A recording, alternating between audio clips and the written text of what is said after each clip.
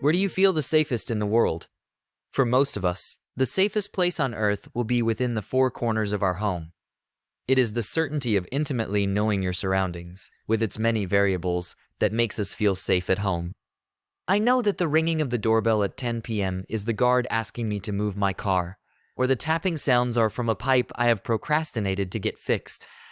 The chances of something going wrong in my own home are minimal, almost impossible. That's why, when Yashomati Parikh left her daughter home alone in Kolkata, she wasn't expecting to return to a scene that changed the city forever. This is the story behind India's first execution in the 21st century. This is the story of Hetal Parikh. Hi everyone. Executions are rare in India, so it's surprising that most of us don't know the events leading up to India's first execution in the 21st century. And that's interesting because we've covered and had an episode on the first female execution in India. And that got so much press for it being one of the first female executions. The first female execution, this one, I have no idea about. This family was a quintessential nuclear family, like a million others in modern India. A family of four: Nagardas Parikh, a 63-year-old shopkeeper, along with his 53-year-old wife, Yashomati Parikh, and their two children, Bhavish Parikh and Hal Parikh. They lived in a 3-bedroom flat in a gated colony called Anand Apartment in Pukur, which is a relatively prominent locality in Kolkata. Bhavish Parikh, the elder of the two siblings, was a 19-year-old commerce student at the Banner Educational Society College.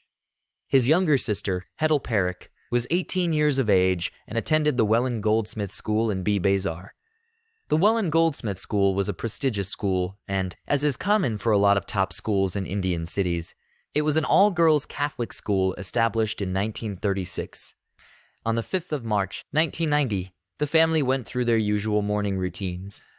Nagardas Parikh left for work, Bhavish left for college, and Hal left for school to take her IC exam. Bhavish returned from college around 11:30 in the morning, and soon after, left to help out his father at the shop in Berry Market. Hal, on the other hand, returned home at around 1 p.m. in the afternoon after finishing her exam. Mother and daughter were alone at home until 5 p.m. that day, when Yashomati left to visit the nearby Lakshmi Narayan Mandir. This was a daily ritual. She pulled the door shut behind her and left. Little did she know that upon returning from this daily pilgrimage, she would find her life in tatters. Yashomati returned from the temple around half an hour later. As she entered the elevator in the building to go to her flat, she was informed by the lift operator, Raman Yadav, that one of the security guards in the building, Danjoy Chat, had gone to her flat to make. Upon hearing this, Yashomati became visibly annoyed and anxious. I'm not a mother, Aaron, but obviously I have a mom, and this is the exact kind of thing that would piss my mom off, she said, her frustration evident. Yeah, and I feel like if I were ever to be a parent, this kind of thing would absolutely not fly.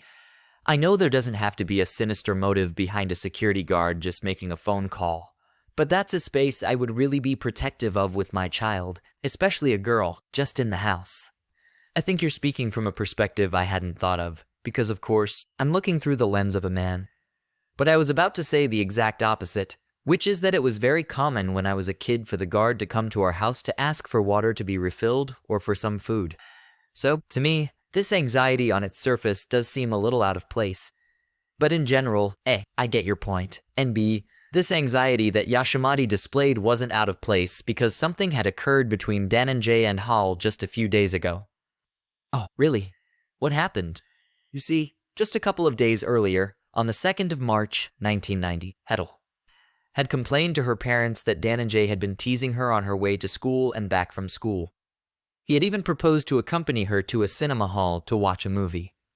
Upon hearing this, an angry Nagardas, after conferring with other residents of Anand Apartment, had complained to Shyam K., who was the proprietor of the security guard agency that employed Dhananjay in the first place. Shyam K.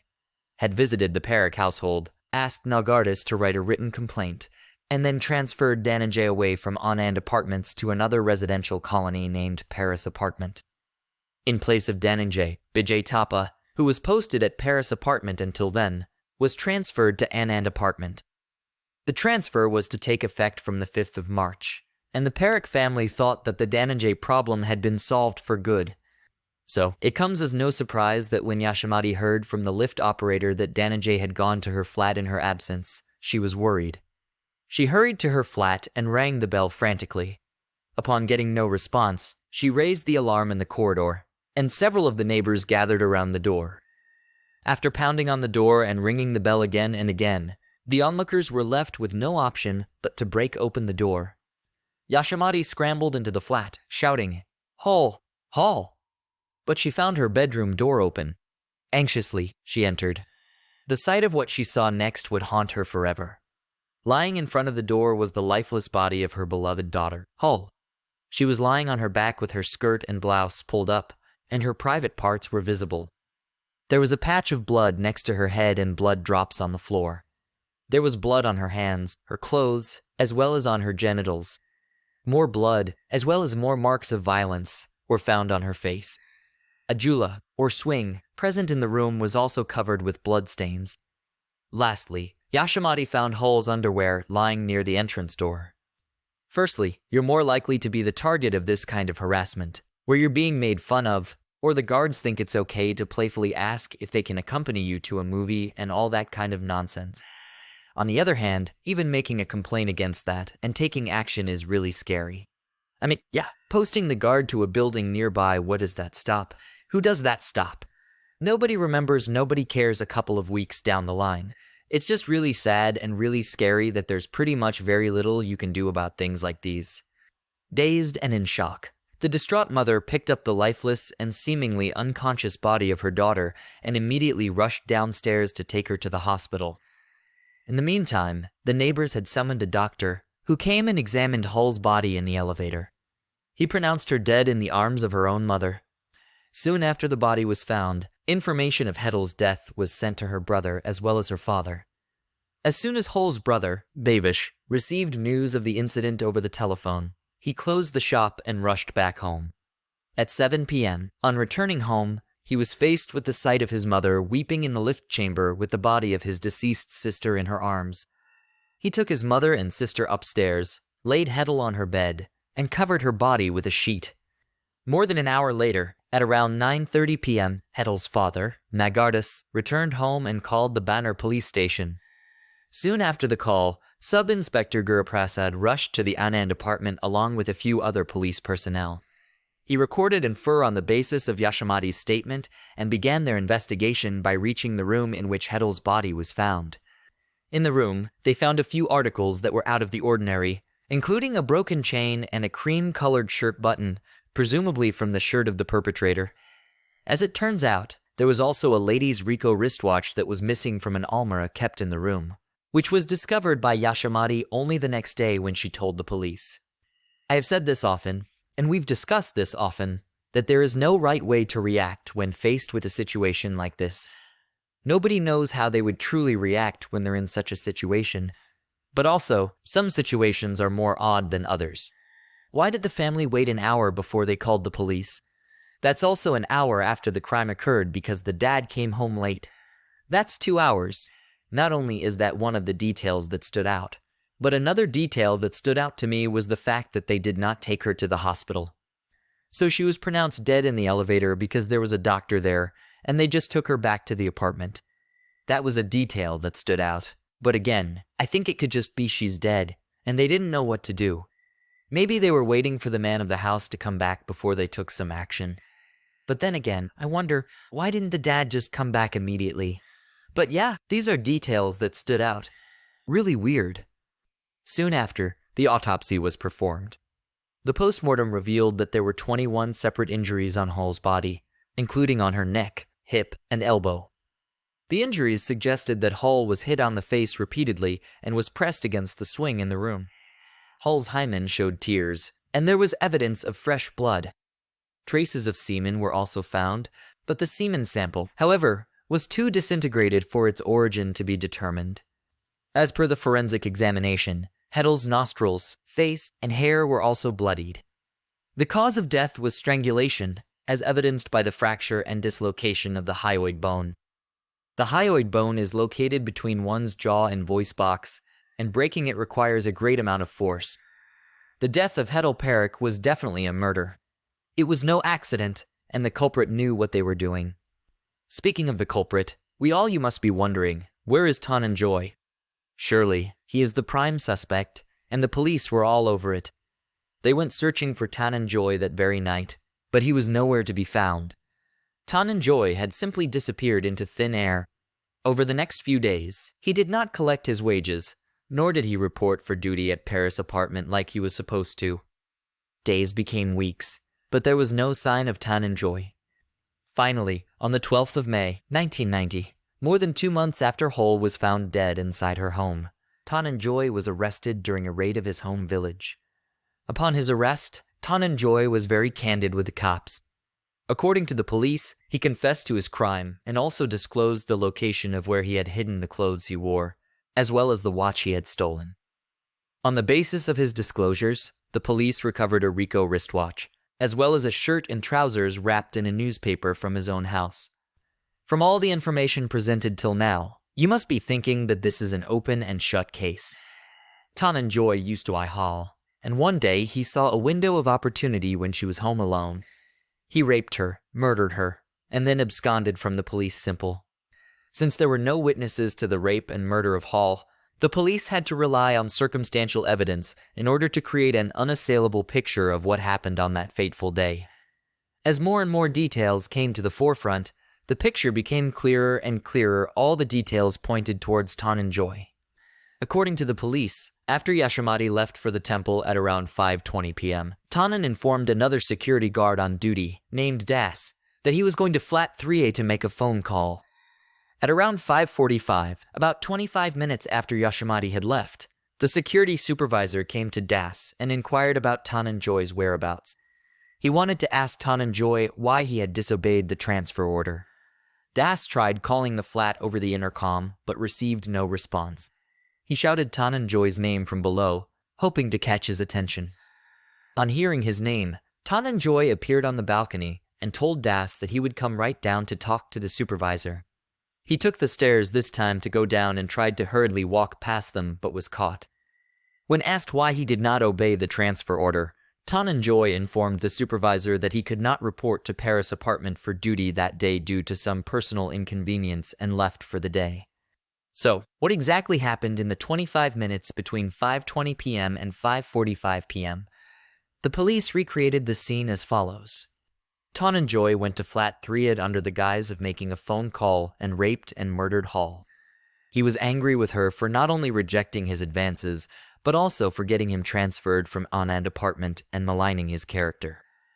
On the 5th of March, despite having been transferred the day earlier, he decided to come to Anand apartment not only to satisfy his lust, but also to avenge Hull's rejection.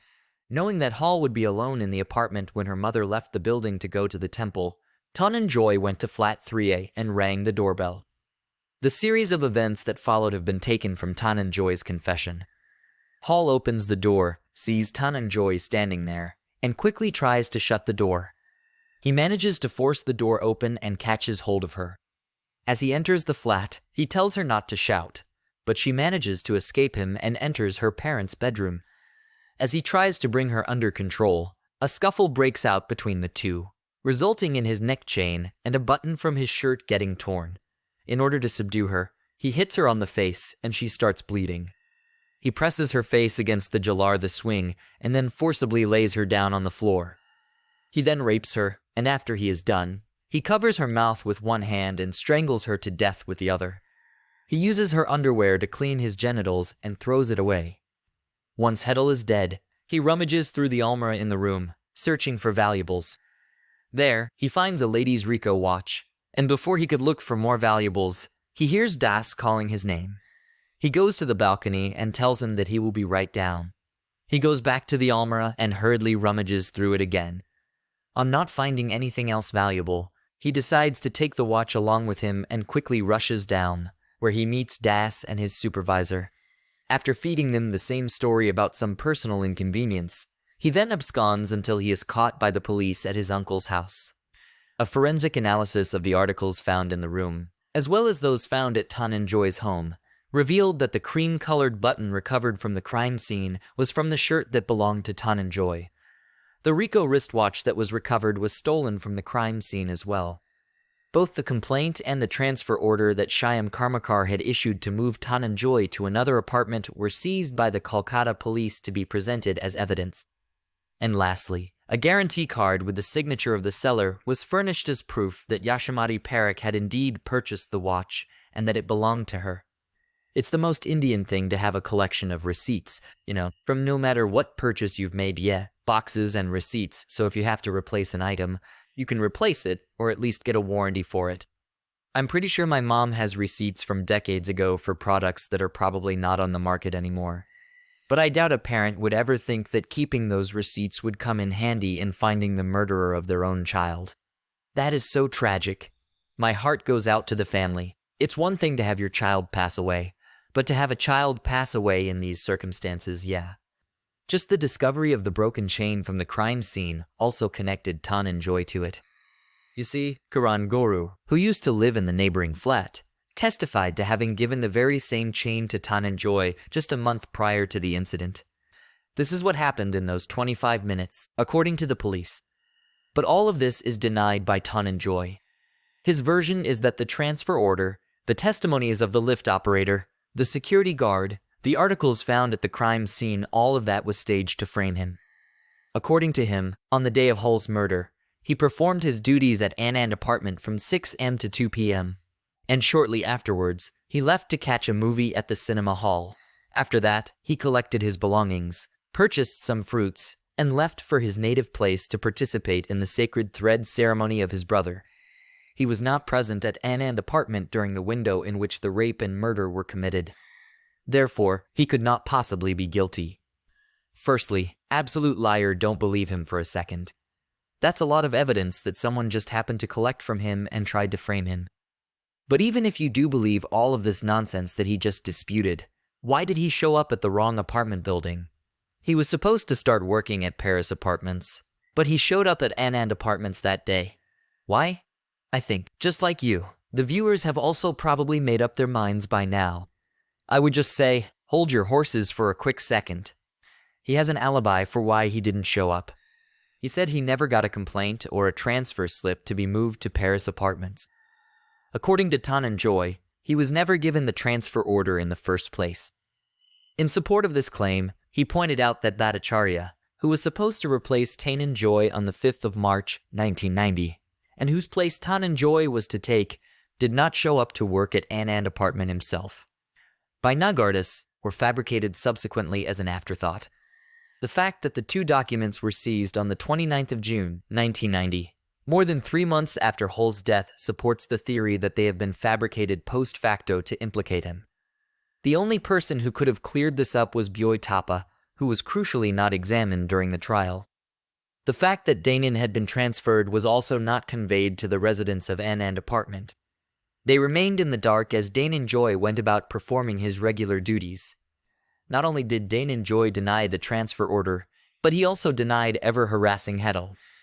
Dhananjoy also refuted the testimony given by the other security guard, Dase, and the supervisor who came to inquire about the reason behind Dhananjoy's presence at Anand apartment that day.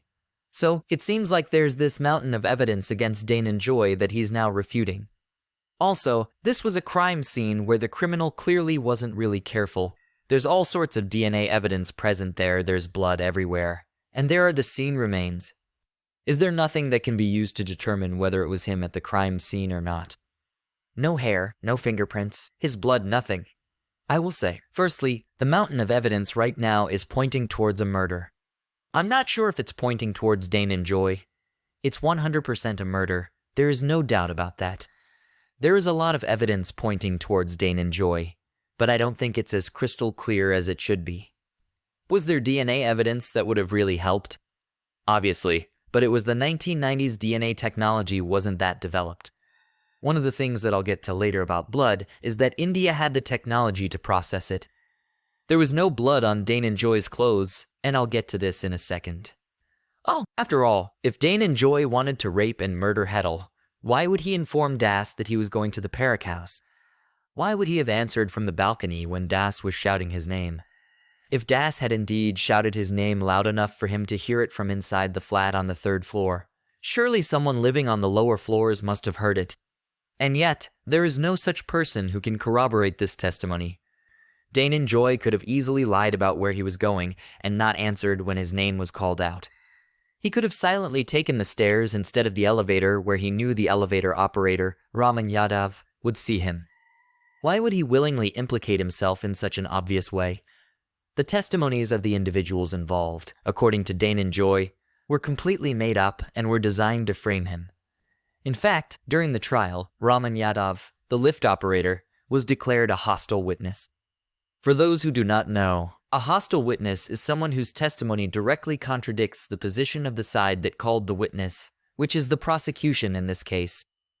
Raymond contradicted the prosecution's claim that he had taken Danon Joy by lift to the 3rd floor and saw him proceeding towards the flat.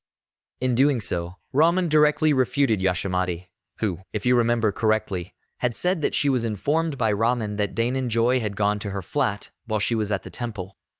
This meant that no one had actually seen Danon Joy go to flat 3 on that day. However, Raman did maintain that he saw Danon Joy descending the stairs around 5:45 p.m., talking to Das and the supervisor, and then heading out. Well, Danon Joy denied disclosing to the police where the wristwatch and the clothes were kept as well. After all, why would someone who has been absconding for the past 2 months preserve the stolen wristwatch and the clothes in which he raped and murdered a girl? He claimed that the guarantee card, which established that Yashamati was the owner of the wristwatch, was also forged by the seller. What was not forged was the cash memo, since it has the serial number as well as the date of purchase. However, the cash memo for the watch was never produced. When it comes to the chain, even to me it seems a little weird that a random neighbor just decided to give Danon Joy his chain a month before it was discovered at a crime scene. But anyway, Danon Joy claimed that the articles had been planted in his house by the police, and that the search was not carried out in the presence of an independent witness as required by the law. In fact, one of the witnesses worked in a sweet shop next to the police station and was known to have served tea to the police on a regular basis.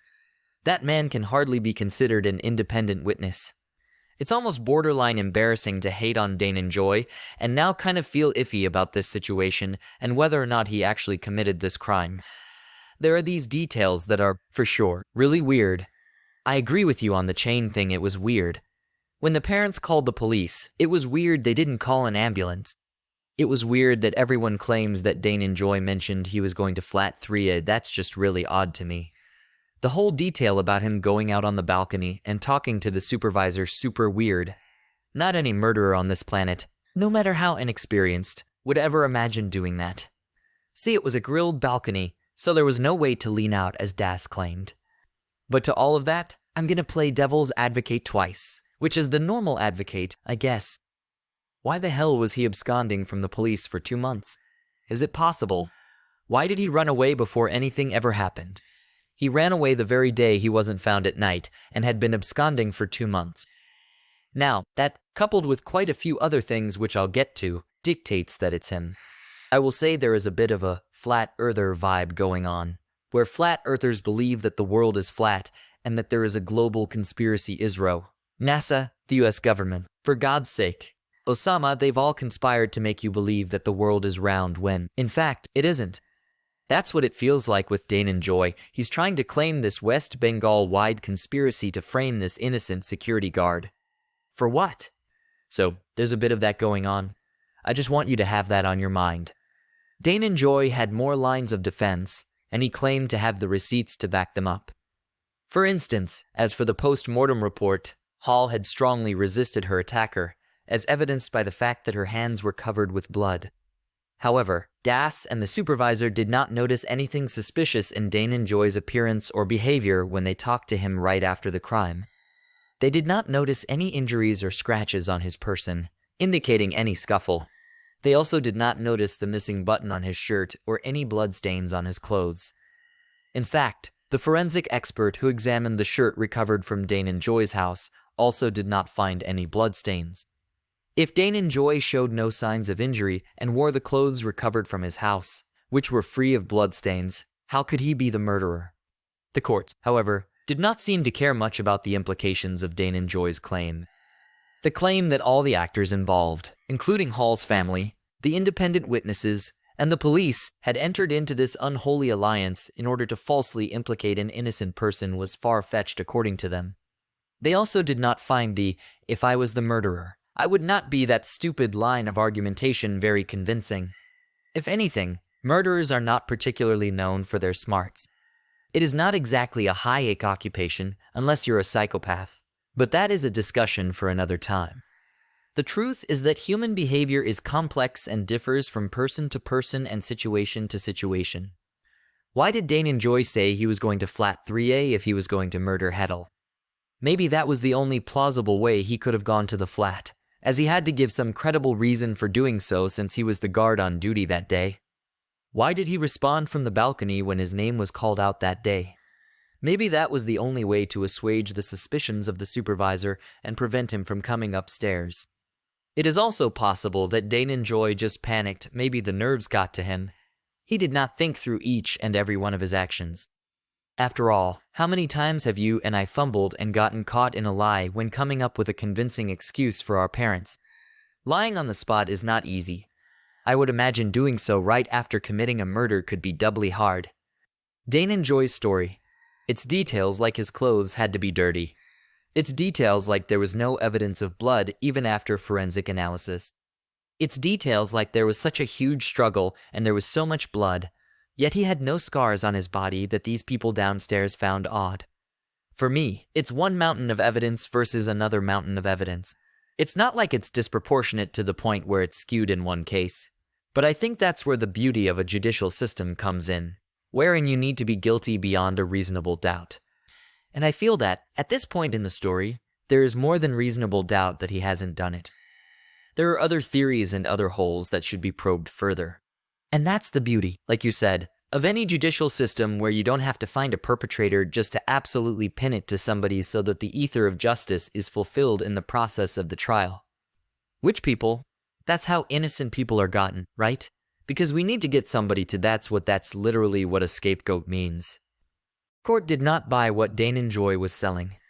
After a trial that lasted about a year, Danenjoy was finally convicted for theft, as well as the rape and murder of Hadel Park by the Sessions Court. He was given the death penalty in 1991.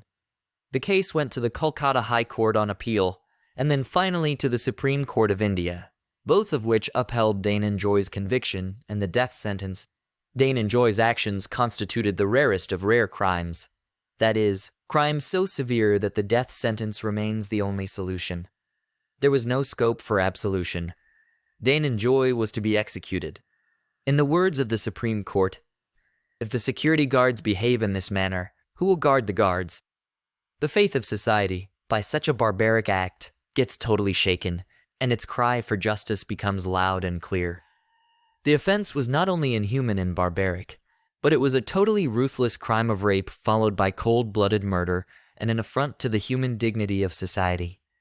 Till then, he made multiple attempts to get the sentence vacated, but to no avail. After his mercy petition was rejected for the second time by the President of India, there was no hope for him. The Indian judiciary and the executive had both decided Danenjoy was going to be the first person in 21st century India to be judicially executed. As the execution day loomed closer, the case received a lot of media and public attention. Several prominent individuals and human rights groups organized marches and candlelight vigils against Danenjoy's execution. On the other side, Mrs. Mi Bakari, wife of the then Chief Minister of Bengal, led the campaign calling for Danenjoy's hanging. Danenjoy's case sparked a larger debate on the death penalty and its utility. Everyone in Kolkata knew of him by this point and the fate that awaited him. It was finally in the early hours of the morning on the 14th of August 2004, on the day of his 39th birthday, that Danenjoy Chatterjee was hanged to death in Alipur jail. His last wish was for religious songs to be played as he was led to the gallows. Throughout the 13-year period that Danenjoy spent in prison, he maintained his innocence right till the day of his execution. His last words, according to his hangman Nada Malik, who retired right after, were, "I am innocent. They are killing me." Students and teachers of the Well and Goldsmith School, where Hadel had been a student, spent the morning of the 14th praying in the memory of Hadel as well as Danenjoy. Meanwhile, Dane and Joy's family spent their hours in silence at their home in the village of Bankura, refusing to meet anyone or talk to anyone. But the story does not end here. I don't know, and that's a little bit the problem with the death penalty. Not to get too philosophical about it, but there's simply no way to undo it. History has shown countless times that there are so many errors in human functioning, and that seeps through from the judiciary to the investigators conducting the investigation to the forensic examiner. There are just so many errors. It's that inability to undo it, especially if something else comes to light after the execution. And that's exactly what happened in this case. Firstly, the timeline did not match. In the half-hour period when Yashimati was at the temple, it would have been almost impossible for Dane and Joy to have raped Hadel, inflicted the 21 injuries leading to her death, interacted with Das and the supervisor, and then left the building. Do you remember Das mentioning that Dane and Joy leaned out from the balcony of Hadel's flat and told Das that he would be right down on his name being called? Well, according to the report, it would have been impossible for anyone to lean out of the balcony as it was covered with a grilled enclosure. In fact, the balcony was not even visible from Das's position. All of this combined the skewed timeline, the lack of bloodstains on his clothes, the discovery of evidence without witnesses, and the absurdity of Dane and Joy's behavior led the professors to conclude that Dane and Joy was, in fact, innocent. Shows possibly that he didn't do it, or at least doesn't conclusively show that he did it. I'm going to focus on who a different suspect could be. Is there anyone? This was a young girl in an apartment building that seems like it belongs to people who are well off enough with security guards and all of that. She was in a house with just a 30-minute time span, and a violent crime was committed. There is no other witness that we possibly have not a witness, but the report does state an alternate theory of what could have happened. This detail by itself might seem like someone grasping at straws, but there were other anomalies with Yashimati's behavior, as we have pointed out. For instance, after returning home from the temple, when Hall did not open the door, Yashimati quickly asked the servants to break it open. She did not assume that Hall might be in the washroom or might have fallen asleep. There have been times in my life when my parents have been left ringing the bell for half an hour while I continued to sleep obliviously in my room. Yashimati did not even try to get in touch with Hall over the phone or the intercom, but decided to break the door open immediately, as if she already knew something was wrong. When she finally discovered Hall's lifeless body, she did not take it to the hospital or call the police. In fact, it was more than 3 hours after Hall's father and brother had returned home that they called the police for the first time. By this point, the evidence could have very well been tampered with. As far as rape is concerned, there was not enough evidence to state that Hall was raped in the first place. While the postmortem report showed a fresh tear in the hymen, there was no injury on the breasts, genitalia, or even the surrounding area. The bulk of the injuries suffered by Hall were in the face and neck. According to the report, it is possible that Hall had engaged in consensual sexual intercourse before she was murdered by her family in an act of honor killing. The prosecution presented before the court that Hadel was raped, and the premise was never challenged. The fact that the findings of the postmortem report could be explained not only by rape, but also by consensual sexual intercourse was never even considered. It is possible that Yashimati had found out about Hadel life, confronted her, and killed her in an altercation, and decided to pin it on Dan and Joy. I have merely laid out the facts of this case and the reports that have come out for you to make up your mind. But even if I were to believe that the Parekh family had something to do with their daughter's murder, it still does not explain why Dan and Joy decided to abscond after Hadel was found murdered, and until he was captured. Why would the neighbors, the security guards, and the police all choose to help the Parekh family hide the murder of their daughter? There are enough holes in the prosecution's theory that I cannot say for sure that Dan and Joy is guilty, at least not beyond a reasonable doubt. We have seen time and time again that the Indian police are second to none when it comes to getting things royally wrong, be it the Ryan International murder case or the Arushi Talwar case. Maybe there is another explanation that neatly fits the facts, but sadly, by the time Professors CH and S. Gupta released that report, it was already too late for Dan and Joy. A lot of the chinks in the prosecution's armor were wholly ignored by Dan and Joy's lawyers at that time. It is pretty clear that he did not have the best legal representation, which is unfortunately the reality for the poor in India. The assertions made by the prosecution and the testimony of the witness were never challenged. Would the verdict have been any different if Danenjoy's side of the story, which was articulated properly only much later, had been presented before the court at the time? Did Hedel get the justice she deserved when Danenjoy was sent to the gallows, or was Danenjoy another victim of the system? Did Danenjoy get what he deserved for killing Hedel, or was everyone involved in the case a victim themselves? That is for you to decide.